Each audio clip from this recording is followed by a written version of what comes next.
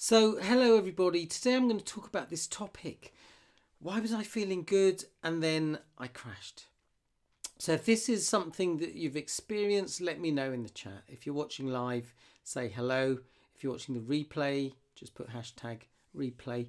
So, we're going to dive into this topic because it's an issue that I hear a lot. People say, I felt like I was making progress.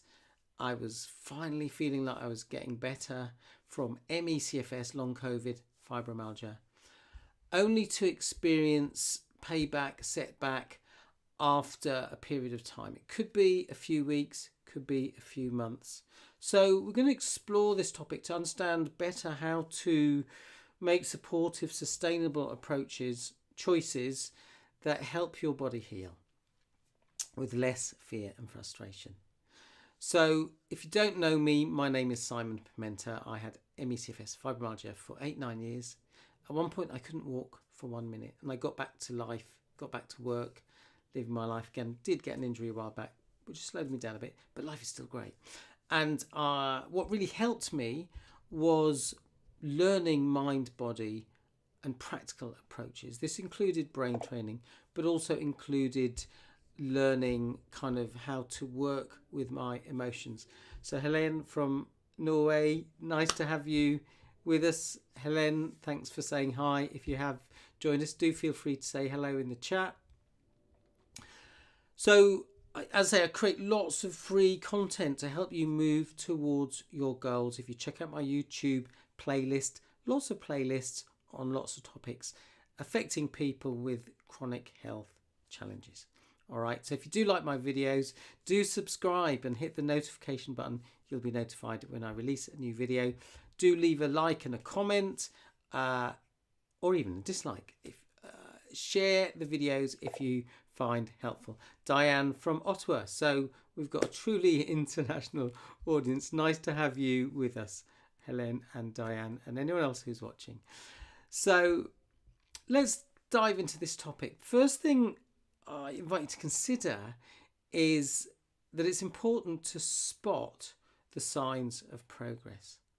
So if you've gone for a whole period of time feeling good, that is a sign that you're improving. Okay, I talk about this concept of an energy, a battery, and it's like with a phone when your battery is kind of dying and losing its charge. It doesn't stay charged for very long, and it can easily lose all its charge. And people can experience that with ME/CFS. But the good news is your energy battery is not like the energy battery of a mobile phone. It is possible to regenerate that energy. Sometimes our energy can be fickle, but our energy can grow in robustness. So this is a sign, I would say, that your body is doing important healing work. Okay, I'm sure you've had the experience, so let me know in the chat, where you just do a tiny amount and that leaves you feeling fatigued. I know there were times, even after 8 years of ME/CFS and fibromyalgia, if I overdid things by about 15 minutes, I would have to rest for 2 hours and would feel very exhausted. Okay, so remember that when symptoms appear slowly after increased activities, that's often called cumulative fatigue. It's a natural signal from the body, not a failure. So what is cumulative fatigue? It's a gradual build-up of fatigue over a period of time rather than a sudden crash. So as I say, that is a good sign. It might be that something is draining your energy. And for people with ME/CFS, fibromyalgia, Long Covid, it can show up as worsening of symptoms after a few days or weeks of increased activity. Can look like feeling okay for a while and then you're suddenly depleted. Can look like not bouncing back after rest as you did when you were feeling good. All right.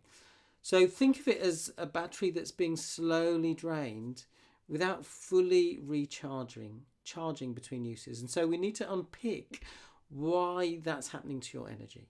Okay, so the second thing is that I invite you to consider is that we need to fine tune rather than get into fear. And if you have just joined, feel free to say hello. Let me know where you are in the world. So maybe we just need to fine tune things a bit more. It's great when you're just feeling good and feel like you can do more.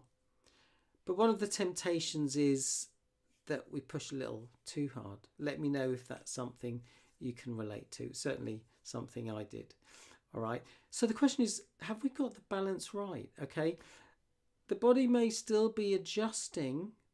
The kind of nervous system has gone from a state of dysregulation to regulation. And it might just be that we haven't quite fully got into that state of nervous system regulation. And we know in terms of our energy that when our energy is working well, if you imagine a little battery with 3 units of power, we do some activity, we use up a unit of energy and it gets recycled.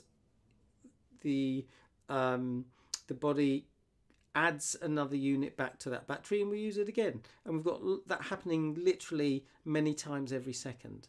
But with ME/CFS, that cycle can get interrupted. And I have talked about that in another video. So check out the playlist on energy.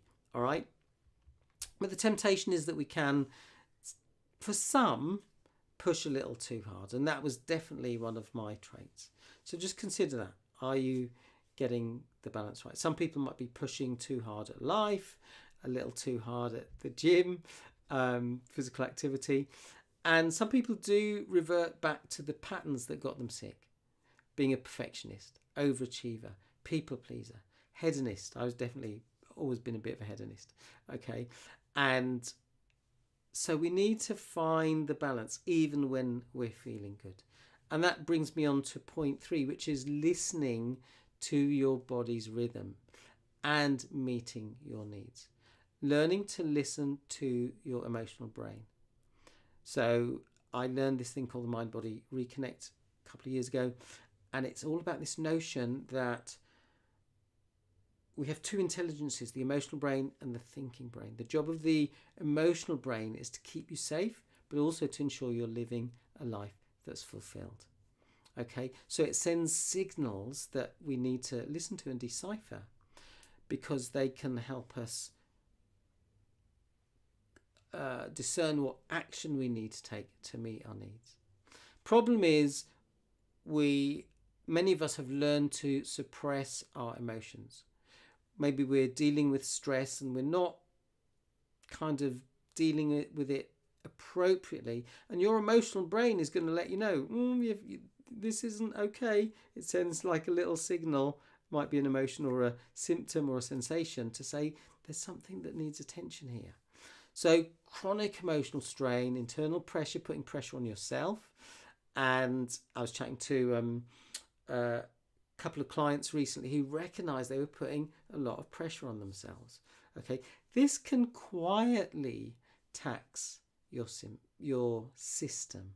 Okay, pushing through symptoms rather than listening to them and deciphering the message. Okay, so for instance, when we are meeting our needs, the emotional brain will send signals of energy and well-being, and it lets you know when something feels good. And so it's important then to do those things that make you feel good in the right amount. Okay, it also lets you know, the emotional brain lets you know when something doesn't feel good. If we're ignoring those signals, that's going to put a strain on our body. Okay, so I'll give you an example of that. Last few days I've been down in Kent visiting my mum who's in a care home, and I was driving back up to London last night, and I suddenly remembered, my friend said he was going to be in this pub doing an open mic night, so I decided to pop in. And it was nice because I love going to see my mum, but it's kind of routine doing it every night for 4 nights usually. And so it actually seemed really nice to just go to the pub. I got there about 8:30, met my friend, and I was there for an hour, a quarter or so. And then at a certain point I thought, actually, I just feel like it's time for me to go. In the past I would have ignored that and by the time I'd left, it wouldn't have felt good, especially when I had ME/CFS. But it felt really nice to leave, having been there for a little bit of time, had some social time. But by kind of 10 o'clock, it was time to go home, go to bed. All right. So it's really important that we tune into our needs. I did have a need for some variety, bit of fun, okay? And that made me feel good. It meant I went to bed with a smile on my face, okay? I did make a video on meeting your needs recently, so do check out that video because it's really can be part of the healing process. Let me see, I've got a comment coming through. So Helen says, sometimes when I feel good about an activity and my watch is even showing rest before, during and after, I will get sensations. Is there an explanation to that? To why? Not stressing about it, just curious. Brilliant. And that's great that you're not stressing about it, you're being curious. That's what we want to do. We want to be curious about things rather than judging ourselves, saying, oh, maybe, oh no, I've overdone it, I'm such an idiot. Navigating chronic fatigue syndrome, ME, CFS, fibromyalgia it's like we haven't got a crystal ball, so we don't always know, all right? So it's really important being curious. And I'm going to come to that point in a second. I'm going to point you to another video, all right? And I've talked about this before, but, I've got a friend who has a siesta every afternoon. So she knows that that's just what she needs. And again, I've talked about this before. I had a lodger once who was really an active, fit, healthy person. But once in a while, every 4 weeks or so, she would have a whole weekend in bed. And so she intuitively knew when she needed to recharge. And it's like, wow, I feel like I've had to develop that skill because it's not something I have done naturally. And I was just amazed by the fact she was doing that. And I remember being on holiday last year with a group of friends. And about 9:30, one of my friends just said, right, I'm going to bed. And like we were watching a film that one of my friends really wanted to watch. And I suppose there was a bit of me that was, without realising it, was being a bit of a people pleaser, thinking, oh, I should watch the film. And actually, when he went to bed, I thought, actually, I feel like going to bed. So I just went to bed about half an hour later. All right. So really invite you to start to, live life by your own rules. All right. So, and the next thing is when you are kind of taking time out, especially if you are experiencing payback, are you really allowing yourself to chill out, rest, recharge? Or are you lying in bed, catastrophizing, chastising yourself, ruminating, all right, being frustrated, etc.? That's understandable, but it's not helping your body get into a healing state. So we need to take care of that part of us. Again, I've made videos about that. So check out my Exploring Recovery playlist. And the second video, I share a strategy that I found really helpful that other people have really liked. So do check out that video. Another comment come through. Diane says, how do I know if I'm in rolling PEM where I feel okay, but am in fact, I'm not recovering enough before doing something again? So Diane, that is a very key question. And as I say, we haven't got a crystal ball. So we don't always know, but we can, use our judgment a bit. For instance, if I've gone from having, just being kind of in a rhythm of, okay, I've been doing an activity and I need to have some chill out time, or I'm noticing sensations in my body. I need to pause and tune in and process what's going on here. Okay. If I know, for instance, what I learned over time is if I started to get sensations, it didn't just mean I needed to rest. Sometimes it meant I needed to tune into my emotions, tune into what was going on.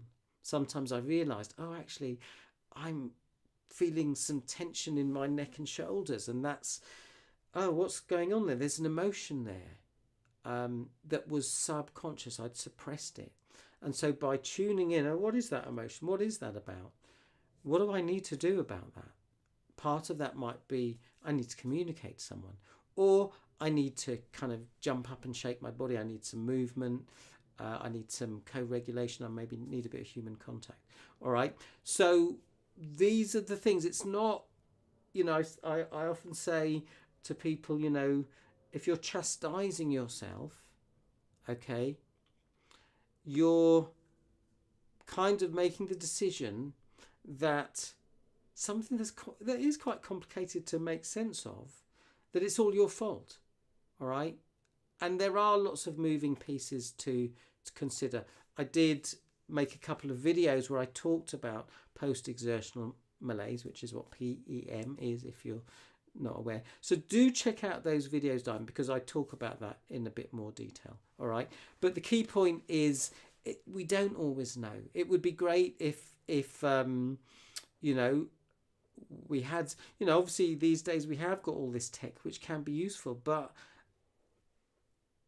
we've got to make sure we don't overthink it, because if you're not, let's just have a look at what you're saying.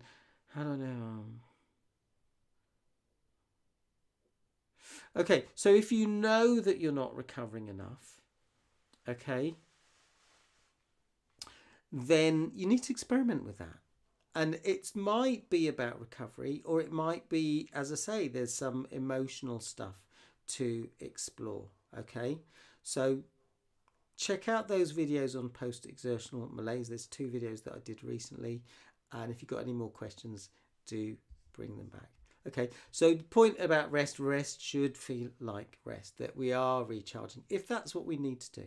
Okay, so how you deal with payback is key. It's part of the recovery process. Okay, if we experience payback and we're chastising ourselves, as I say, being frustrated, then actually there's some tools we need in our toolbox that are missing, and I'll talk about that at the end. Diane says, the thing is, I don't know if I'm recovering enough because I feel good.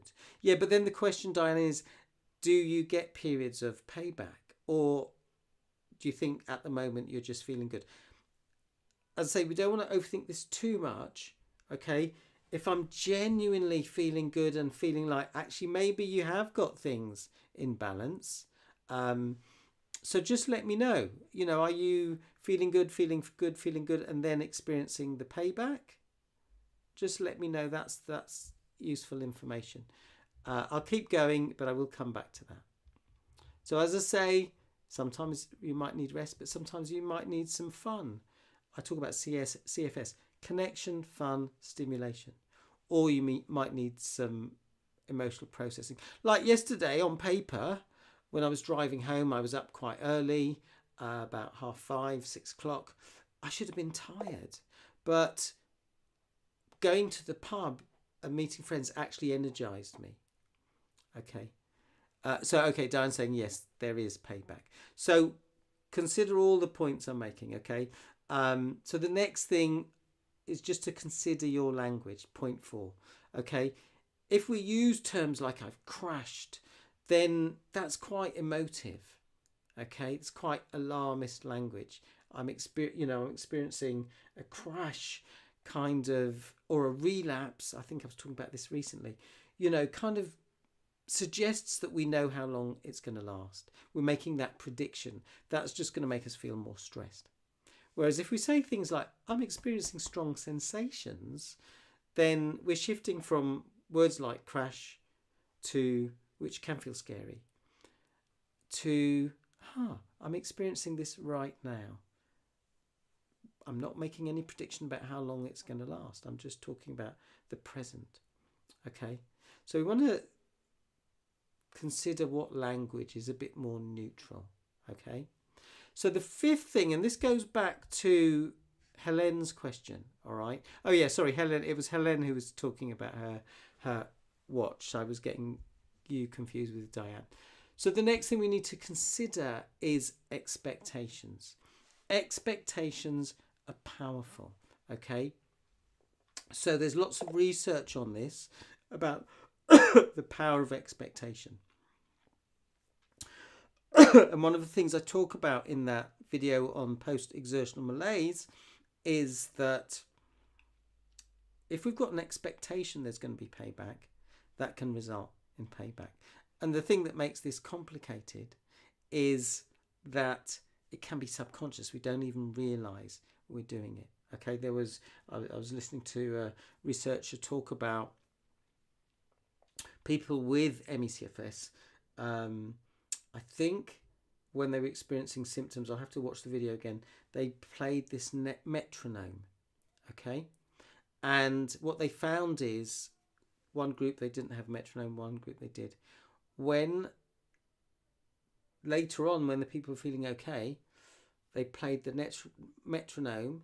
The people who'd experienced the metronome with symptoms started experiencing unexplainable symptoms. So there's a lot of research on the power of expectations.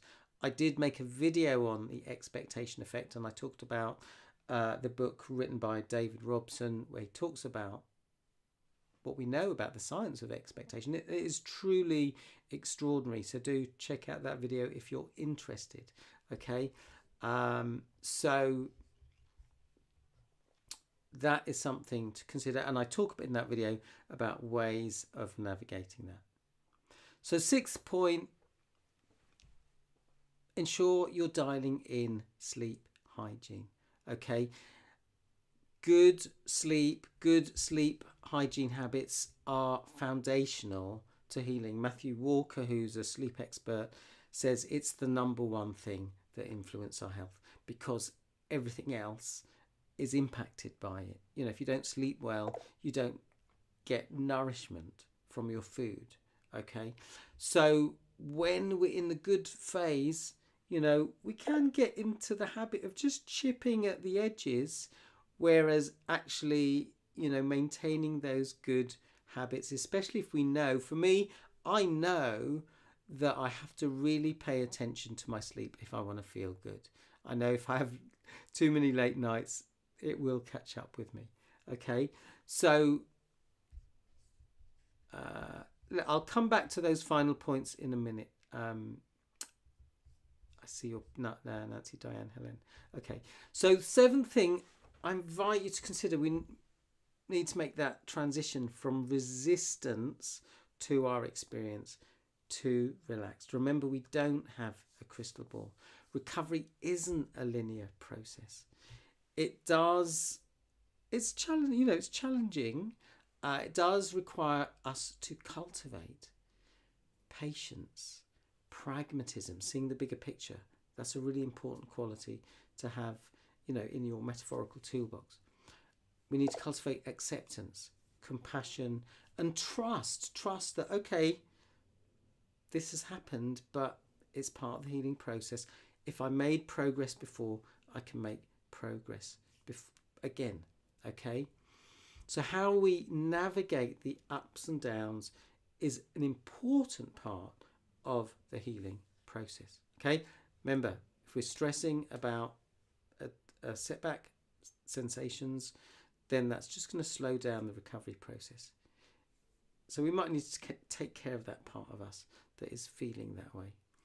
But the more we actually cultivate those good qualities, that is going to help the healing process. So let's just have a look at final comments. So Nancy says, iron infusion has helped me improve somewhat, but my doctor feels that my lab work doesn't justify further infusions. What would you suggest would be my next step in getting better?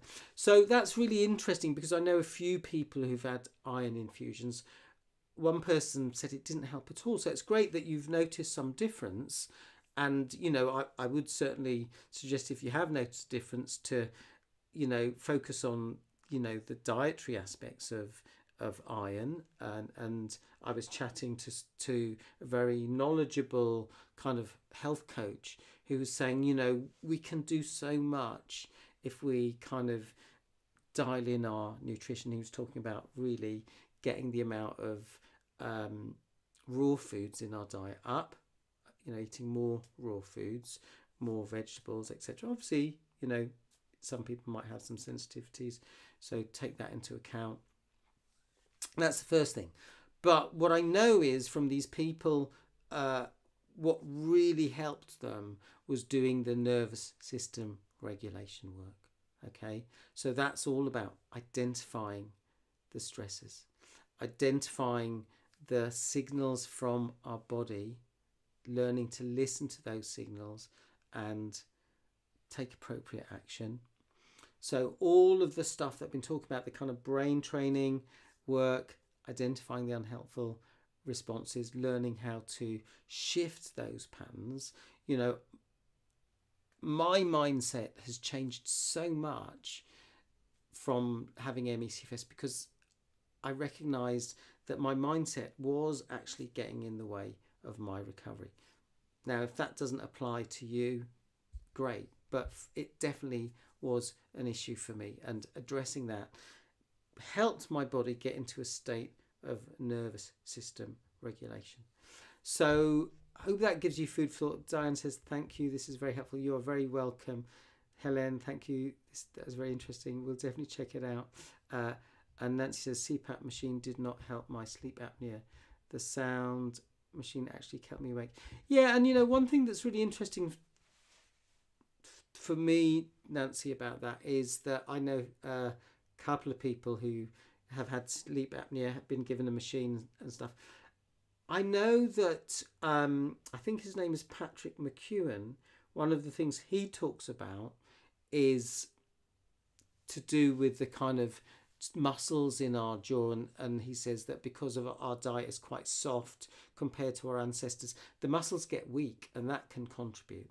And the other thing that him and other people talk about is mouth taping, which is something I did at one point because I was snoring without realizing it. And my friend who was staying with me, sometimes I'd hear this bang against the wall because our rooms were next to each other, and she was throwing a shoe at the wall, and that, oh, I'm snoring.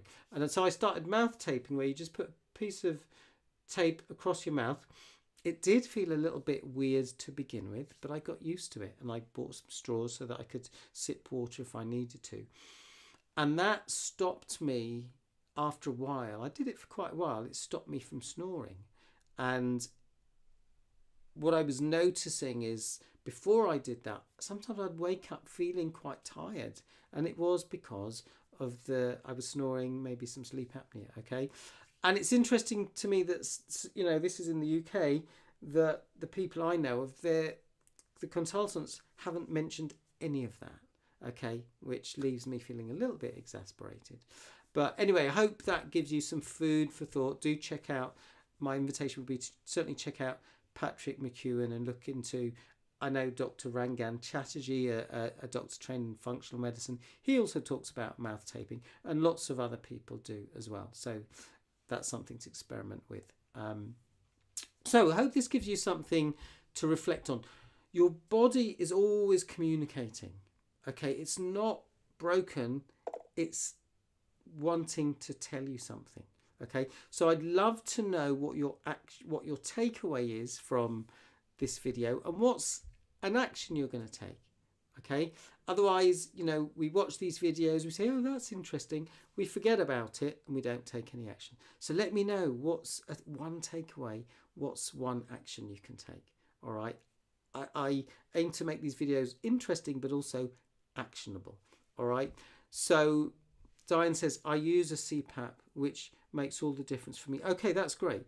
Even if it wakes me up a few times a night, I'm still better off than without it. It took a while, but I got more used to it with time. Great. And I'm interested, Diane, did any of your consultants mention mouth taping? Did they talk about the muscle strength, etc.? Let me know. I'll be very interested. So one of the things I've talked a bit about today is the mind-body reconnect, and it's a way of learning to listen to our body and make sense of what our emotional brain is communicating. If you'd like a PDF and to watch a short video where I explain it in more detail, then just comment "heal" below and I'll send you the link to that. People have said to me, oh, they found that really interesting and it's given them some food for thought. So if you'd like that, obviously if you want to have a chat further about it, great. But if you just want that information, just comment HEAL, HEAL below. So Diane says, I'm going to pay more attention to how I talk to myself and my mindset. Great, that's great to hear. So I will send you the link, Diane. So thanks everybody for participating. Really appreciate your input, makes it more interesting to me. If you did just tune in and just listen, that's fine, but love to hear from you. So do let me know your feedback. You can send me a private message if you want instead. Keep going, keep taking steps, dare to dream big dreams. As always, wishing you great health. Be gentle towards yourself. Nancy says, Amazon has tapes, especially for mouth breathing. Yeah, just seeing if they're on my shelf, I bought some medical kind of tape. You do have to take it out the pack and let it breathe for a week or so because it smells otherwise. I will take away the idea of mouth taping and mindfulness relaxation for stress. Thank you, Simon. Love your content. You are a gem. Bless you. So thanks, everybody. Keep up the great work. All right. Keep taking steps, no matter how small. Wishing you health, energy, and wellness. See you in the next video. If you've got a topic you'd like me to cover, let me know. If I've got something interesting, sensible to say about it, I will. For now, bye for now.